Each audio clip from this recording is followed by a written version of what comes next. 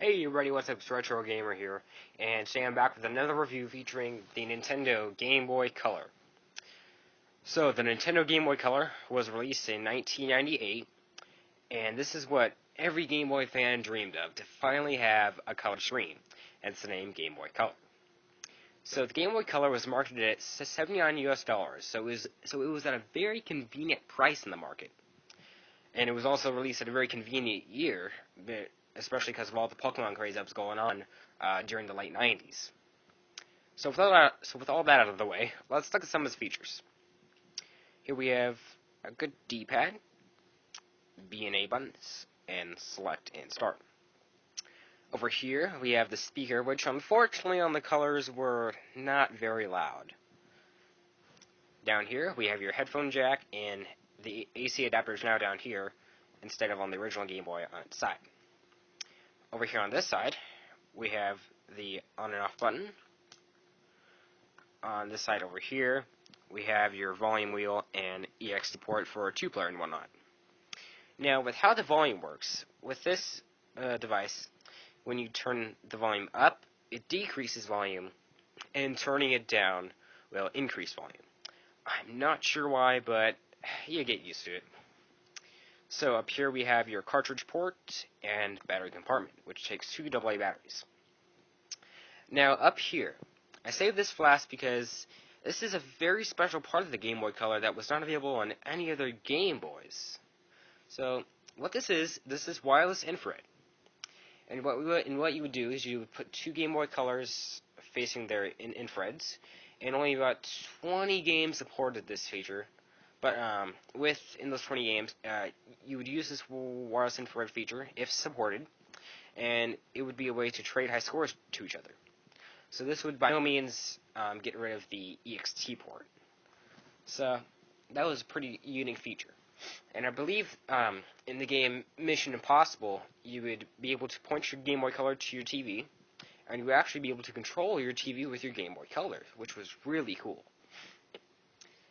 Also, one of the cool features about the Game Boy Color is it was one of the first systems to be backable. Usually, when you buy new game consoles or handhelds, you have to buy all new games for it, and it's just a struggle. But with the Game Boy Color, you were actually able to play all your old Game Boy original library games on your Game Boy Color, and you'd also be able to add some color to them. About 3 new shades of color, so that was really cool. So, now, let's talk about the cartridges. Now, aside from being backwards compatible, the Game Boy Color also had cartridges of its own. These are Game Boy Color cards. They came clear cased, and these were only playable in your Game Boy Color. You couldn't play them in Game Boy Original or Game Boy Pocket or anything like that. But there were also these black case games. These you would be able to play in both the Game Boy Color and Game Boy Original or Pocket. But when you popped them into your color, they were fully colored. So now let's get some gameplay in. First off to show, I'm going to show you Tetris. This is the first game released for the Game Boy. So I'm just going to show you an old gen game. Pop it in. I don't know if you could hear that at all. That's as loud as it'll go for the Game Boy Color.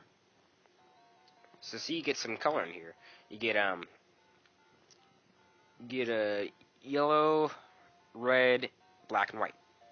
So those are some 2 new colors there. And that's the default color if you don't change the color yourself. To change it, you need to put up, down, left, right on the D-pad, or up B, down B, left B, right B, or up B, A, B, left B, and right A, or up A, down A, left B, and right A. So you'd be able to give a total of 12 colors. So that was really cool feature. Taking that out, switch over to the black case games. Let me adjust the camera here. So now the black case games, as I mentioned, when popping it into a Game Boy Original or Pocket, it would be totally black and white. But popping it into the Game Boy Color, it would be in full color. This is Gex Enter the Gecko. And this is, yes, a fully colored game when popping it into the Game Boy Color. See, it looks fully functional, fine, and some pretty good color. Nothing wrong here. The controls of the Game Boy Color are actually pretty good too. Side scrollers work pretty well and aren't too bad. The controls are actually really nice. And the whole feel I really like. Even though it's not bad, the little bump on the side here actually really makes it fit better on the palm of your hands. Now we're gonna try a color-based game, Mario Golf. This is actually a really good game too for the Game Boy Color. I would highly recommend this game to anyone.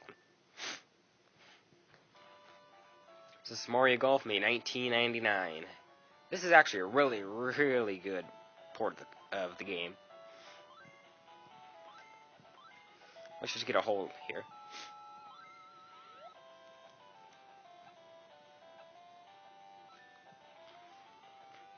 And you get the basic idea, it's Mario Golf. I mean, anything with sports and Mario, you gotta love. So, that about wraps up the review of the Game Boy Color. So hey everybody, what's up? RetroGamer here. Stay tuned for more reviews, and I'll be coming at you soon. See you guys then.